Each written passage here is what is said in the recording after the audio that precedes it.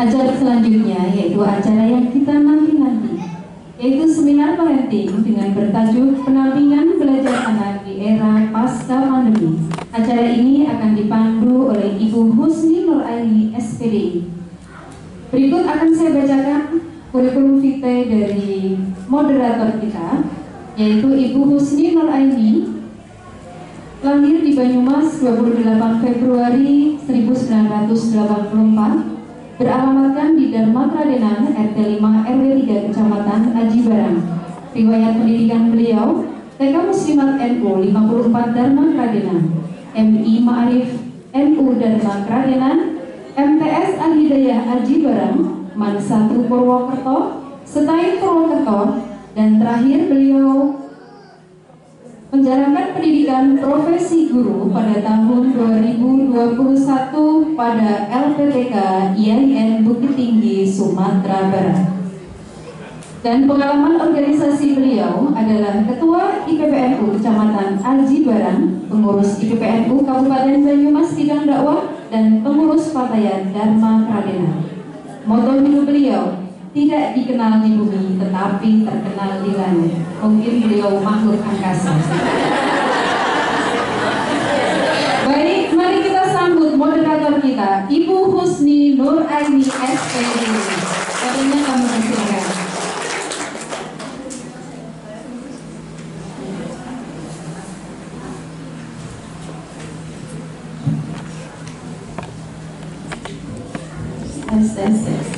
Oh ini ya Prof ya. Saya menamakannya Prof. Jangan dipandang seperti itu, nanti tak bagaimana cara. Bismillahirrahmanirrahim. Assalamualaikum warahmatullahi wabarakatuh. Waalaikumsalam warahmatullahi wabarakatuh. Yang terhormat Profesor Dr.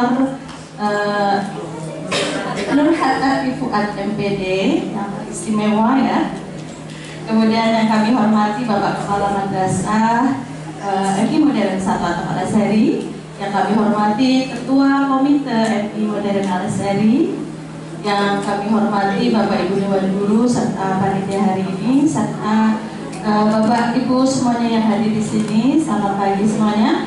Baik. Masih semangat? Semangat. Ya harus. Puji syukur kehadirat Allah Subhanahu wa Ta'ala, pada pagi hari ini kita diberi kesehatan dan juga kesempatan untuk bisa belajar bersama-sama dengan guru besar kita, Ibu Profesor Dr. Nur Hatta Fuad. Saya merasa bersyukur sekali beliau bisa hadir di sini karena secara beliau ini Masya Allah luar biasa. Orangnya itu sibuk sekali ngisi seminar sana, seminar sini, sampai nggak tahu pernah masak nggak di rumah? Pernah. Terakhir kapan lu? Masalah di privilege menjadi umat beliau. Mari kita banyak-banyak bersolawat supaya syafaat beliau turun kepada kita, tidak hanya di dunia namun juga di akhirat. Allahumma amin. Bapak Ibu semuanya, kita flashback ke belakang dulu ya. 2019 ketika ada berita di Wuhan, Cina, saya dulu merasa aman-aman saja, jauh. Ternyata ya Januari minggu pertama sudah ada yang terindikasi di Jakarta. 3 Maret Presiden Jokowi mengumumkan bahwa corona sudah masuk ke Indonesia. Lalu Dharma Kradenan, tetangga kiri saya, tetangga kanan saya, kena semuanya. Bentar apa saya? Bapak Ibu sudah? Aku tidak. Apa mungkin ada yang terkena juga? Paling dulu sini ada yang sampai kita berusaha mengumpulkan dana ya Pak Sopir ya, sumbangan. Alhamdulillah Wali Al-Azhari luar biasa, tangannya. Ada yang terkena dampaknya, satu komplek, kemudian seluruh wali murid berinisiatif memberikan sumbangan. Luar biasa. Mengenai corona ini melumpuhkan seluruh aspek kehidupan, termasuk salah satunya adalah pendidikan. Bapak Ibu dulu santai-santai belajar, gak dampingi, biarin apalagi Al-Azhari sekolah sampai sore. Aku tak boleh duit nang pasar. Jujur aku nih ngajari bocah anteng di sekolahan gurunya apik-apik, pena-pena ayu-ayu, ganteng-ganteng, baik hati lagi. Saya nyari minggir, ya kan? Setelah itu, Mbak, ada corona. Bapak Ibu semuanya apa kabar di rumah? Berarti ada yang WA jawab ke saya, Husni nyerah. Siapa? Menyerahnya kepada kita, guru-guru. Husni gimana lah, saya selalu terjadi drama melebihi dramanya Korea ya Bu ya. Iya, kemudian ada yang di pasar-pasar lagi bawa anak sendiri kok. Husni kapan pemerintah yang larang ibu-ibu demo ke sini? Suruh pembelajaran saja. Ya mau pemerintahnya juga melarang, kita dipaksa untuk tatap muka. Nanti kalau MLS hari ditutup, Bapak Ibu mau tanggung jawab? Enggak ya? Dengan segala dramanya di rumah, Bapak Ibu semuanya darting. Betul apa betul? Nah, akhirnya pandemi berlalu, mulai sedikit demi sedikit memasuki new normal. Dan sekarang sudah mulai normal. Bapak Ibu sudah berkurang, apa makin bertambah? Kurang tahu nanti. Nah, untuk menghadapi ini, di saat dulu nyaman, ya, posisi nyaman, kemudian kita ada di posisi darah tinggi dulu, belum ketemu Bu Prof ya. Kalau sudah mungkin kita bisa tetap cantik di rumah. Kemudian kita normal lagi, mudah-mudahan di rumah juga pendampingannya bisa lebih baik dari masa pandemi. Namun tentu saja untuk mendampingi pembelajaran anak di rumah kita membutuhkan ilmu, betul apa tidak? Maka dari itu saya sangat bersyukur sekali Ibu Profesor ini bisa hadir di tengah-tengah kesibukan beliau dan saat ini akan memberikan ilmu-ilmunya mengenai pendampingan anak belajar di rumah. Rugi bandar kalau Bapak ini tidak hadir di sini. Beliau itu luar biasa sibuknya, tapi hari ini alhamdulillah kita diberi kesempatan untuk menimba ilmunya. Belum kenal ya dengan beliau? Mau saya bacakan? Selamat banget.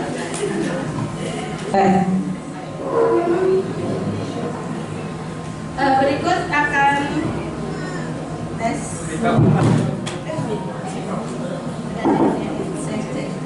Cek. Ya, berikut akan saya bacakan kurikulum vitae. Nama Profesor Dr. Nurhatati Fuad MPD. Profesor. Lahir Pangandaran, Jawa Barat, 16 Oktober. Tahun berapa kira-kira? Ini jangan tertipu sama wajah beliau ya. Beliau ini usianya sudah 61, tetapi seperti 40. Korupsi dong.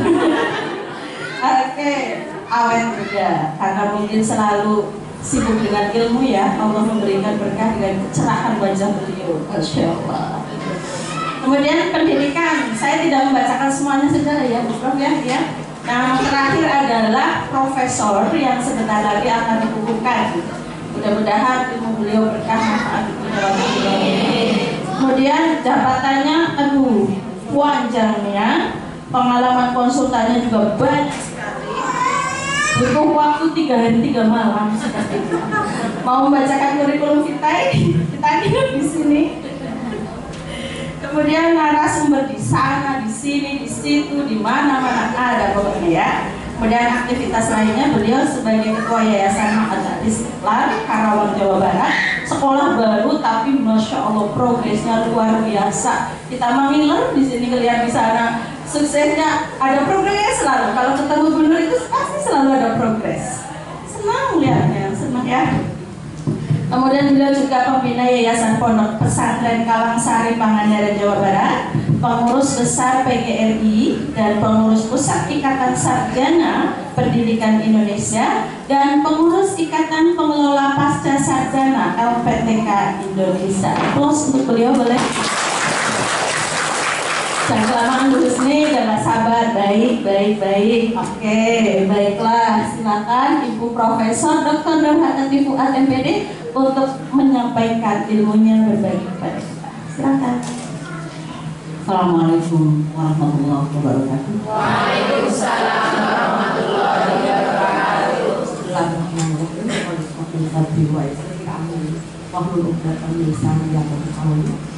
Salawat dan salam sampaikan pada junjungan kita Muhammad SAW. Yang saya cintai ini dan banggakan anak-anak saya, ya, seusia anak-anak saya, dan kalau cucu saya sudah SMP kelas 1. Jadi berarti di sini adalah anak-anak saya. Maka kalau di Karawang saya dipanggilnya Nin. Nin itu istilah nenek bahasa Sunda. Jadi sudah hilang, mereka nggak tahu nama aslinya apa. Jadi kalau saya datang, para orang tua murid manggilnya Nin. Dan saya anggap semua wali murid itu adalah anak-anak saya. Oleh karena itu murid saya 2, 3. Satu guru-gurunya, karena ternyata guru-gurunya juga belum siap menjadi guru yang sebenarnya. Ya, baru mampu menjadi guru sebagai pengajar, tapi guru sebagai pendidik sulit sekali. Karena kalau urusan pendidik di dalamnya, dia harus jadi pengasuh, dia harus jadi pembimbing, dia harus jadi role model, jadi teladan. Yang paling susah adalah guru menjadi teladan. Nah, ini susah. Saya mencari guru yang seperti itu pada saat ini, tapi kalau soal ngajar sudah pada bisa. Karena kami guru-guru baru berbeda dengan guru-guru di sini. Dan alhamdulillah saya lihat masyarakat luar biasa. Tepuk tangan untuk guru-guru. Itu murid saya yang pertama. Murid yang kedua para orang tua murid. Lebih repot ngurus orang tua murid. Pegawainya banyak yang kadang-kadang tidak masuk akal. Ini di Karawang. Ingin dilayani penuh, tapi kalau suruh bayar susah. Kalau perpisahan Garaya, kata orang Jawa Barat ya, Garaya itu keren-keren. Karena orang Jawa Barat itu kan terkenal dengan asal pesohor. Iya, agak sedikit berbeda. Saya sampai sekarang mengkriteriakan guru yang saya terima harus suku Jawa. Saya nggak mau terima suku Sunda, apalagi perempuan. Karena saya amati berdampak besar. Si perempuan itu kalau orang Sunda. Kalau saya, kata teman-teman, sudah Sunda mutar. Karena gaya saya tidak seperti orang Sunda. Kalau orang Sunda itu heboh, surebo. Kalau saya mungkin karena istrinya Pak Fuad, orang yang sangat sederhana, jadi ke bawah gitu barangkali. Atau memang dari sonanya begitu. Tapi saya kalau kumpul sekeluarga besar, alhamdulillah saya keluarga tuan guru. Bapak saya guru, adik bapak saya guru, dari guru SD sampai guru besar ada, gitu ya. Anak-anaknya sekolah dengan beasiswa. Jadi sekarang kalau kumpul, doktornya aja ada 8 orang. Ya. Ada yang jadi sekjen, ada yang jadi kepala badan, ada yang jadi bupati, ada yang jadi, aduh pokoknya kalau lebaran tuh mobil warna-warni penuh karena kita anak guru. Jadi saya merasakan betapa orang tua kami mendidik anak-anaknya di rumah itu adalah efek besar pada keluarga besar kami. Saya bukan sombong, bukan apa, tapi untuk memotivasi. Dan saya belajar banyak kepada bapak saya, kepada bibi saya, kepada kakak-kakak saya. Bibi saya sudah usia 80 tahun, masih canggih menggunakan komputer, dulu kepala sekolah, sebagai pendidik, masih ikut JUM, masih sering juara lomba-lomba dalam JUM, usia 81 tahun. Karena dia selalu belajar. Oleh dirinya, nggak kamu dikasih laptopnya Apple, dikasih tabnya Apple, karena putra-putranya pada berhasil. Alhamdulillah. Jadi orang tua saya, bibi-bibi saya, semua berangkat hajinya uang taspen dan separuh patungan anak-anaknya. Lah namanya anak guru, mana ada guru kaya lah. Guru di kampung pas-pasan, putranya banyak, pada sekolah utang ke koperasi dan seterusnya. Ya, saya merasakan. Tapi sekarang guru-guru negeri di Pangandaran semua punya utang ke Bank Jabar. Semua itu punya utang ke koperasi. Bahkan uang saya yang bapak saya pinjam katanya untuk membantu guru-guru pinjam uang disimpan di koperasi 400 juta untuk sekolah anak saya ke luar negeri amblas. Oh, kelakuan guru-guru zaman sekarang. Kenapa? Mendahulukan gaya. Sampai saya keliling ke pasar. Masa iyalah, kudu 140.000 dibeli oleh guru-guru SD. Anak bune, gue aja yang duitnya berkali-kali lipat dari mereka, cukup yang 40.000. Ya Allah. Ya saya ada toko-toko tas nih, ya, ngomong yang lain-lain dan kaitannya dengan mak-mak.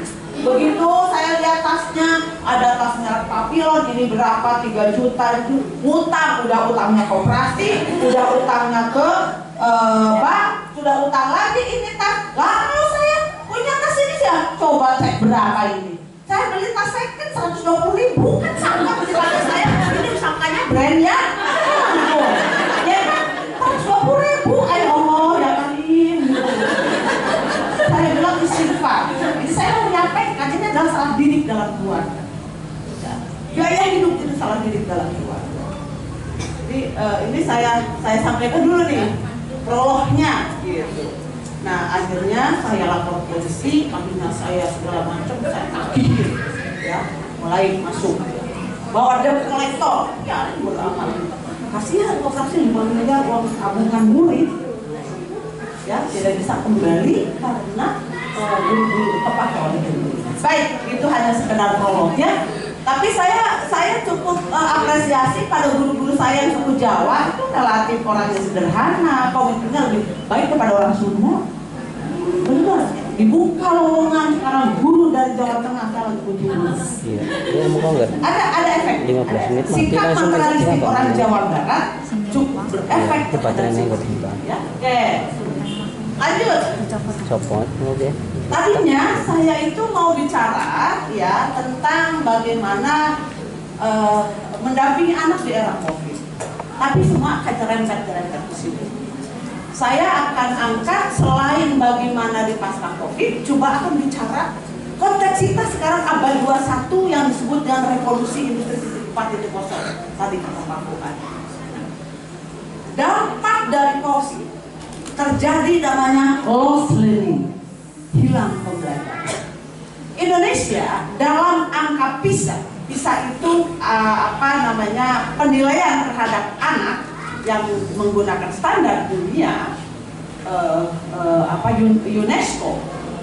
Di Indonesia hilang 2 digit capaiannya. Itu menandakan bahwa kemampuan belajar anak-anak kita, termasuk anak-anak MI level SD, itu sekarang kemampuannya 40 tahun yang lalu. Bayangkan efek dari ini. Jadi sekarang guru-guru, pemerintah, orang tua murid harus bahu-membahu untuk mengembalikan yang 2 tahun hilang. Ternyata 2 tahun itu kita lost learning, efeknya usianya jadi 20 tahun kita ketinggalan. Pendidikan itu salah 1 bulan, dampaknya bisa setahun. Salah setahun, dampaknya bisa 10 tahun. Salah ngedidik, jangan salahkan nanti kalau sudah tua susah punya anak. Susah punya anak, belum punya anak ya. Susah dengan perilaku anak. Saya sudah golongan tua, sudah lulus lewat 60 tahun. Lolita lolos 60 tahun, ya, nggak lolos. Tidak ada kebahagiaan apapun kecuali adalah anak-anak kita. Ya, maka apapun untuk anak-anak harus menjadi prioritas. Ya, saya begini-begini, mungkin dianggapnya shock. Anak saya yang nomor 3 karena keburu COVID aja nggak berangkat ke Inggris. Saya katakan, kamu harus sekolah ke luar negeri. Belum tentu mah dapat beasiswa. Ada BI, apa itu? Biaya ibu. Jadi target saya sekarang anak sekolah bukan di Indonesia, di luar negeri. Cucu-cucu saya bilang, anak-anak sekarang, anak cucu-cucu Nen nggak mau sekolah di Indonesia, harus di luar negeri biar berwawasan global. Mah dari mana duitnya? Ya gimana nanti kita cari uang? Bismillah, kata saya. Jadi kamu sekarang harus pada nabung, nggak usah mikirin rumah agresi grow. Ntar kalau anak-anak sudah sukses baru nikmati. Sekarang prioritas adalah untuk anak dulu. Maka pilihlah sekolah yang terbaik, biar mahal sekalipun, tetapi itu adalah investasi. Maka saya nggak pernah menyekolahkan ke sekolah enyek-enyek. Pasti sekolah-sekolah yang mahal. yang uang pangkalnya zaman dulu aja udah puluhan juta. Termasuk anak angkat saya yang sekarang SMA kelas 3 kena COVID nih sekarang. Di SMA Lab School itu masuk berapa? 46 juta, SPP-nya 2 juta satu bulan. Saya jabanin, gaji bapaknya habis nggak apa-apa. Ya, biarlah cukup, maknya beli tas 120 ribu, beli baju ini yang jadi yang 200 ribu, online dimana perlu aja selesai. Selesai. Biarin aja orang mau ngomong, aduh tidak modern Bu Nur, narasumber di mana-mana. Nggak pikirin, lo aja yang pusing sendiri. Kan seperti itu. Oke. Kita lihat tentang anak. Mari kita refleksikan siapa anak. Tidak ada anak yang minta dilahirkan oleh kita. Bapak ibu yang berdosa berlaku macam-macam hingga punya anak. Tanggung jawab dong punya anak. Enak aja, enaknya dirasakan. Anak tidak nurut. Tapi banyak orang tua. Anak adalah amanah. Oleh karena itu kewajiban keduanya mendidik anak tumbuh menjadi anak saleh, berkembang dan sebaik-baiknya. Ini hadis mengatakan. Mendidik anak yang saleh tidak hanya kebaikan anak kelak, tapi kebaikan orang tua. Jadi kita mendidik anak yang baik bukan untuk siapa-siapa, tapi untuk diri kita sendiri. Saya lihat teman-teman saya, Rokosto kalau anaknya tidak mandiri.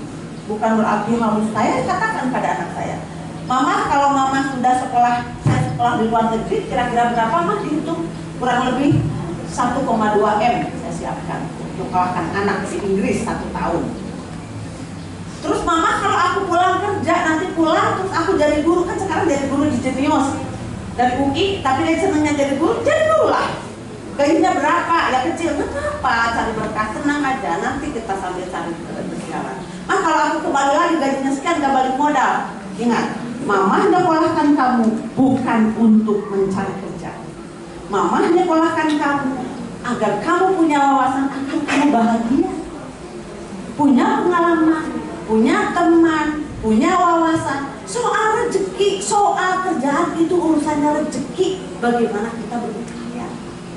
Sekarang saya katakan, dulu Mama dari IKIP, kata sepupu saya yang sekarang sudah tidak jadi jenderal, udah pensiun. Ibu boleh di mana IKIP? Kata adik saya, ini guru kan ngeledek saya karena saya mau ke IKIP. Waktu saya sekolah di SPG dari SMA, dia tetap Nek Nur katanya SPG Semar, Pedro Garenggong. Ngeledek saya karena saya ke SPG. Terus saya bilang IKIP, IKIP. Saya katakan awas loh suatu saat dia jadi jenderal. Ya. Setelah itu sekarang udah pensiun kepupur. Ayo kalkulasikan, saya punya sekolah, situ nggak punya akademi militer. Ayo, sukses mana dari guru dengan jadi jenderal? Itu saya cerita urusan rezeki. Jadi mendidik anak jangan semata-mata memikirkan berapa nanti kalau lulus balik modal atau tidak, kalau itu menyekolahkan anak, balik modalnya adalah kesalehan anak-anak kita. Ketika seorang meninggal, tindakan tidak ada yang dilanjutkan dari 3 hal kan, sedekah, pengetahuan bermanfaat, dan seorang anak yang soleh.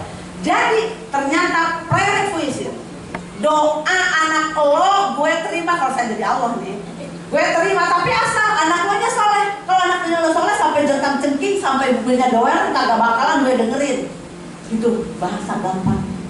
Artinya anak soleh itu adalah prasyarat untuk bekal kita. Kalau setiap orang tua sadar tentang ini, maka setiap ucapan, setiap tindakan, setiap apapun yang dia lakukan berorientasi, berangkat dari kepentingan anak, tidak berangkat semata-mata dari kepentingan suami. Maaf, saya mantu yang kurang ajar, berbeda dengan mantu yang lain yang baik hati. Apa maksudnya? Tatkala suami saya, Pak, bikin aturan ya di rumah. Kalau Papa mau minum, kan Papa yang pengen minum. Jangan suruh-suruh orang yang gak pengen minum, yang mau minumnya aja gak mau ngambil. Belajar ngambil sendiri. Sampai sekarang saya di rumah, suami saya gak membebani istri, gak membebani pembantu. Makan gak ada apa-apa, dia masak. Makan, minum dia bikin sendiri. Jadi di rumah harus dibuat bangun egalitarian. kesetaraan antara suami dengan istri ini prasyarat kalau mendidik anak yang baik. Tapi kalau di rumah ada yang tuan, yang mempertuan dan pertuan, di situ adalah yang kerok cekcok suami. Capek saya udah kerja, datang ke rumah langsung ngeladenin suami, Allah, saya terang ya Allah, nggak ikhlas jadinya kan? Jadi memang harus ada dalam kesetaraan. Ya, misalnya ambil contoh, jadi istri, kalau mau dikatakan penghasilan saya dengan suami saya jauh, gedean siapa? Gedean saya dong. Dan mulai nikah suami saya nganggur, saya nyari uang, belum sakit, kencing manis parah kan? Sekarang aja sehat begitu. Berapa per bulan biayanya? Kalau nggak 10 juta untuk beli obat, gajinya kadang-kadang habis untuk berobat. Yang cari duit siapa? Ini. Mau bikin rumah? Ini. Mau bikin sekolah dia cuma ngomongnya doang. Ini. Terbalik. Kalau ada situasi seperti itu, bolehkah saya sombongkan suami? Nggak bisa dong. Karena saya istri Fuad, saya bisa seperti itu. Karena saya dididik jadi wanita yang tegar. Karena saya dididik untuk menjadi wanita sederhana. Coba kalau suaminya orang Sunda, bukan orang Karangcengis, nggak tegar seperti ini. Jadi rezeki saya begini berkat saya wanita yang orang Karangcengis. Itu kan berarti hebat kan suami saya. Yang penting kata saya hebat, kata orang saya emang gue pikirin. Kan?